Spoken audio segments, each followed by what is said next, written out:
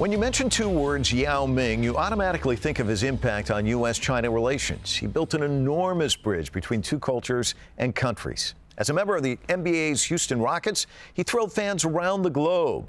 The son of professional basketball players, he managed to tower over his peers in a sport dominated by athletes of stature. At the time of his retirement, he was the tallest member of the NBA, standing in at 7'6" tall. But he has an extraordinary presence off the court as well. Yao Ming is a Wildaid ambassador. Since 2006, he's been a warrior in the fight to save elephants and rhinos from the dire effects of poaching. He's also pushing for a ban on the sale of ivory. Poachers and politicians are tough opponents, and changing thousands of years of Chinese tradition is no easy task either. But Yao Ming has always been a fierce competitor, ready for even the stiffest of challenges. In his new documentary, Saving Africa's Giants with Yao Ming, he witnesses firsthand the devastating results of killing and maiming for ivory. Take a look. This is the place where we found Tandy. Watching her go through this nightmare for something as meaningless as a horn, my heart just sank. She's nothing short of a miracle that she survived the poaching. And so, Yao, if you can help us take that message back to China. We share this war with all the living things. It was amazing that this man who is so highly respected in his own community is prepared to put his name to this crisis. Having the support of the Chinese media has been absolutely phenomenal. When the buying stops, the killing can too.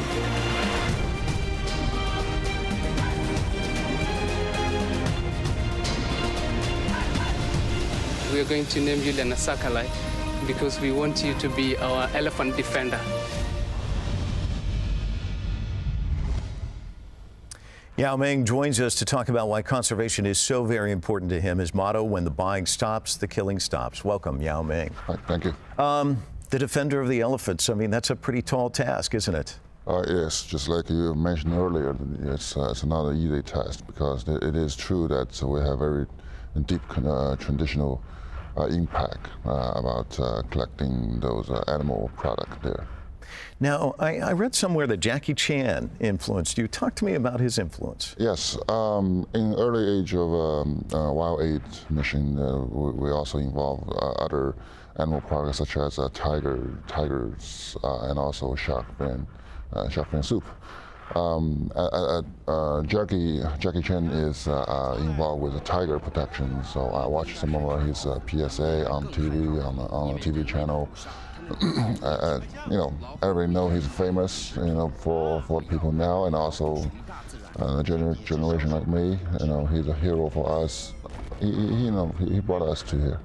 And shark fin soup, since you've gotten involved in that, you've seen a dramatic drop, haven't you? Yeah, we had we have a big success on that. Since we launched a campaign in 2006, the demand and the price have dropped almost 50%, maybe more. And that shows great results, and also give it a full confidence of moving forward into ivory trade and also the rhino horn. Ivory trade is kind of, well, ivory itself is sort of intertwined in the culture and the history of China. How do you get that cultural shift? I mean, how difficult is it to pull that off? Ivory represents wealthy and powerful people in history. I believe not only in China, but some certain other Asian cultures that have a similar impact. I think the people are starting to change their mind already, and we are at a very good timing to make this, make this happen. Well, part of making that happen is this documentary, which is extraordinary. I watched it yesterday. It's just fantastic. It's multi-layered. There's a lot to it, and we'll talk a lot about that. But I want to show a clip, but I want to warn our viewers, some of this stuff's pretty tough to take. I mean, we've got some graphic imagery. But let's take a look at you on the ground in Africa, and we can talk a little bit more after this. This is a male, and looking at the teeth, it looks to me like it's probably about maybe 35 years old at the most, maybe younger. Looks like the entire face got cut off. It did. So yeah, they would have come here with axes and just cut it out quickly as they could. And you know, when a gang becomes active, they just go for it. And if you sit up on the hills and you look where they move, and it's a full moon, I would say the main timing is when there's a moon. If they're spraying into a whole herd, they'll hit little ones, and the little ones will die as well as the big ones. It's always better every time we see it. This is the consequence of buying ivory. The consequences of buying ivory. How many people do you think in China recognize or realize what's going on there on that continent? I think people knows, but most of the people learn that from a paper, from the reporter. All those numbers and you know, how much money spending on the collect those ivories. But turn off those images like we just show on the screen, that we'll reach to more people, and I'll give them more deeper impact to reach people's soul in there. Have them to know that we cannot just stay on the paper and tell you, how many elephants being killed because of ivory, but we have to act. And one of the things that I really like about the documentary is it shows the difficulty of getting to these herds. I mean, these populations are getting wiped out, and I think a lot of people don't recognize just how dire this is. Yes. For the record, that's nearly 30,000, 33,000 elephants being killed every year, per year.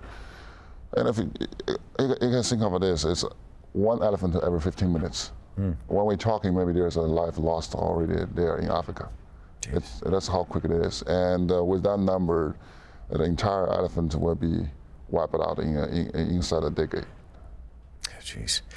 Let's take another look at another clip. This is, again, just to warn viewers, some of this stuff is tough stuff, but this really kind of shows the horrors of this trade. Let's take a look. Because a gunshot draws attention, criminals are choosing to quietly tranquilize their victims and then hack the rhino's horns off while they're still alive. Watching her go through the horror of waking up into this nightmare for something as meaningless as a horn, it was an absolutely heart-wrenching thing to witness. What was going through your mind when you were watching that and talking to him?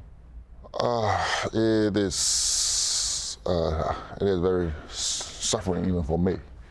And I heard those stories when the poachers were taking the horn down, even when the animal was still alive. I mean, I can't do it. I just feel that we lost our humanity in there, and somehow. And I was thinking if I buy any of animal product here in States or in China, whatever, they're equally to supporting bullets for the poacher to go back in. What's the main thing you'd like to get across to viewers? We just hope that have more people join us and realize the reality there. And we try to stop people to buying the product. So therefore, there's no reason for those poachers back to Africa. And even we know that land may be thousands of miles away from us, but and I think what I said in there, that we share this world with every living things here. We have to do our job and take care of our responsibility. Let's talk a little bit more about the Chinese tradition. We've got another clip. Let's watch this, and I want to talk to you about this as well. An average rhino horn weighs about 8 pounds. One horn alone is worth hundreds of thousands of dollars. But it is also worth nothing, because rhino horn is simply keratin, the same as our fingernails. There is no proof that it can cure disease or illness, as rumors claim. Rhinos are being poached at an enormous rate to supply a medical delusion.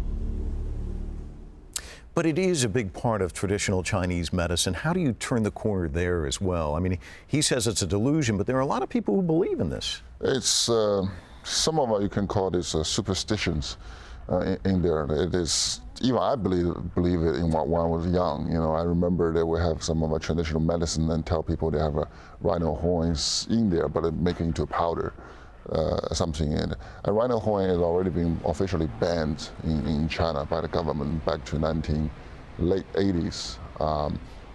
But it's still, black market or illegal trade is still happening there.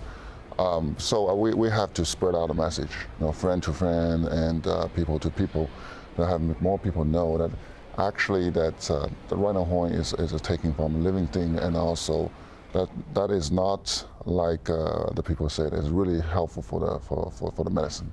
You've pushed the government for an outright ban on ivory, I think back in 2014. Where has that gone with the Chinese government? Illegal ivory trade already been banned in China, but it's still having some reserve from old age. And that's a problem right there when people get confused of what is illegal trade, or on the other hand side is legal trade. And sometimes there will have a backdoor because you can replace the items, so you can sell the two ivory, but only with one license on there. I think making this clear is that we can send this clear message that any ivory trade is being banned in China, that people don't need to confuse, don't need to think about it. Just if you're seeing ivory on the market, you know that's illegal, that we should not going to do that. Let's take a look at the Stop the Buying ad, and we'll chat a little bit about that as well.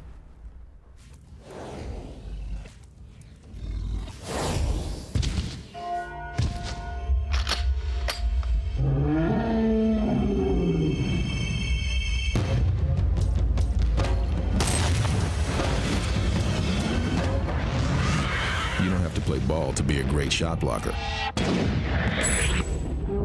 Never buy illegal wildlife products, and we can save our endangered animals. When the buying stops, the killing can too. What more can people do other than just stopping the buying, do you think? Well, I think this is the key for it. I hope no one to buy it from the day people saw the video, saw the film. That is our priority. I think that can wipe out the entire poacher chain from the very beginning, from the roots. I interviewed Kristen Davis, the star of Sex and the City, not too long ago, and she talked about being in Africa, and there was an orphaned baby elephant, and that they saved that baby elephant, but it left such an imprint on her, and she's so active in this community talking about the same issue that you are. And I was struck watching you in the video. There was one little baby elephant that came up to you and kind of followed you around. That bond, can you talk to us about that? Because most of us will never be in that situation like Kristen or yourself, but I don't think you can get back on a plane and head back home and not stop thinking about those little babies. I know there's people have pet at home, but I don't know about an elephant at this size.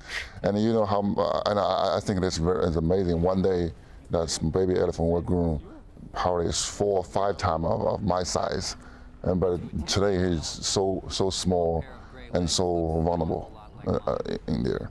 And I have to tell you the story that that elephant didn't survive 6 months after we visited there. Didn't survive because he lost his mom by the poacher, and the conservation officer fined him. We walk around by his mom's carcass there. Animal just like human. when the baby saw what happened to the mom, they have the trauma. Yeah. They have the trauma. So they refuse to help. They refuse to eat. Sometimes it's hard to, get into him. He's terrified, and those conservation service. It's really hard to take care of them. Even they spend so many time and so many manpower trying to raise him, but he didn't survive after 6 months. Well, what's interesting is basketball is giving you this great platform to be an outspoken advocate, if you will, on this issue. So let me ask you a little about basketball. The NBA, you, as I said, you were a bridge between cultures and countries, huge star here in the United States and China. Why do you think that is? Why do you think you resonated?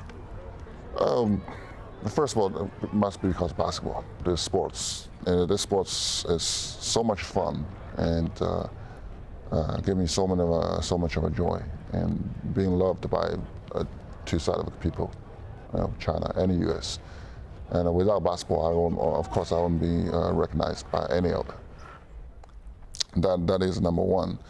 And then beyond that, I think through the sports and people understand each other, because what we do on the court and off the court will let people recognize what is our personality looks like. When we make a decision on the court and off the court, people know what kind of people you are. And that is the bridge between people's heart. Globally, though, the NBA is just on fire. I mean, it's huge, not just here in the United States, around the world. A lot of sports obviously would love to be in the place that the NBA is. Why do you think it's had this global footprint that perhaps other major sports have not? I think, first of all, basketball is a worldwide spread already since Dr. Smith developed that sport in Indianapolis, in Indiana in 1894, I believe. I think that sport is so easy to learn, and a very minimal a number of people, and also plays to the crowd, and everybody can play. And you can play from 1-on-1, 2-on-2, or just play with yourself. And you can see a basketball court from here in the States or Canada or South American or any Asian. At minimum, any school. I visited a lot of schools in China. Some of the schools are in an underdeveloped area, but at a very basic, they will have a basketball court there. It's every corner in the world. I have to ask one final question, because you're a rarity in the sense that you played the game, and now you're also an owner of a basketball team. Do you think that gives you a different perspective than most basketball owners? Very, yeah. I'm very new for this, and I think basketball experience help a little bit, but on the other hand side, sometimes will give me trouble, because you really want everybody to be like you, but you have to realize everybody have their individual personality. You can't just cookie cutter everybody. Right. Yao Ming, thanks so much for coming in. Really appreciate it. Coming up next, extraordinary athletes dazzling fans with their basketball artistry on the court and their acts of goodwill off it.